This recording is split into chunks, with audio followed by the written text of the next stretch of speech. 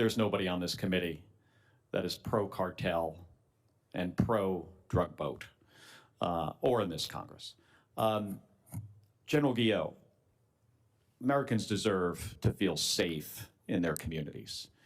As the son of two cops, I understand the sacrifice and the hard work it takes to do that job. That's why I know we've got to do more to support law enforcement, especially local law enforcement, those professionals who do that difficult job every single day. I also recognize that not every challenge faced in our cities should default to a military response. On September 30th, President Trump addressed military leadership, both senior officers, admirals and generals, and senior enlisted at Quantico about the deployments of National Guard to U.S. cities.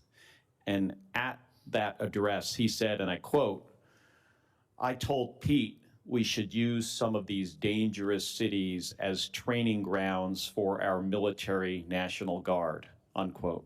So General Guillot, is there an established DoD policy that authorizes using civilian communities as training grounds and American citizens as training tools? No, Senator, there is not. Is there any precedent in DoD history for conducting combat-oriented training in American communities? No, Senator. And have you been consulted at all about using any specific cities for training? Senator, I have not been consulted nor directed to use any American cities for training. And has any federal official asked you to plan training operations in U.S. cities? No, sir, not training. And has NORTHCOM ever designated an American city as a training ground? No, sir. Thank you for that. If U.S. cities are training grounds, so based on what the president had said and indicated he wanted the Secretary of Defense to consider doing, then how are the service members in this scenario expected to perceive the civilian population in that environment?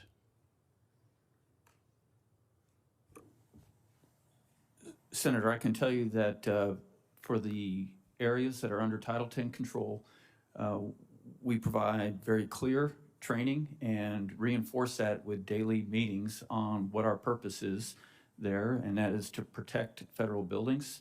It is not for any other function. But if you carried out the president's objective of using a city for training, does this imply that civilians could be used as potential adversaries?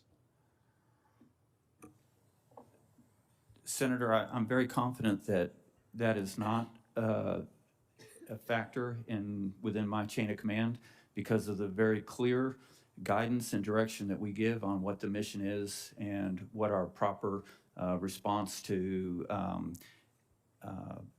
any activities there, which includes de-escalation as the first step in the standing rules for the use of force.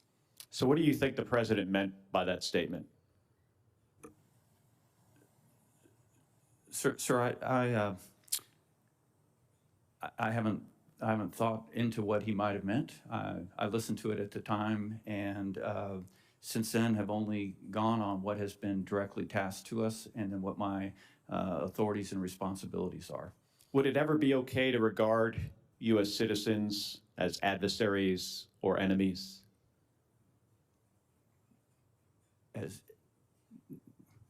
Well, sir, that's a hypothetical. Our initial response is no. Now, of course, there could be illegal activity that's underway, and we may have the authority, vested in us to respond in accordance with the authorities that we have. But again, these are like double and triple hypotheticals. I don't mean it as a hypothetical. And even if there was illegal activity, could be viewed that person is a criminal. I'm asking specifically, is it okay to regard U.S. citizens as enemies? No, sir. Well, thank you. We defend the United States and U.S. citizens. We do not view them as enemies. Yeah, I agree with you. My concern is, that labeling a city as a training ground inherently puts civilians in a position of being an adversary or an enemy. So I appreciate your response. Thank you, General. Thank you, Senator.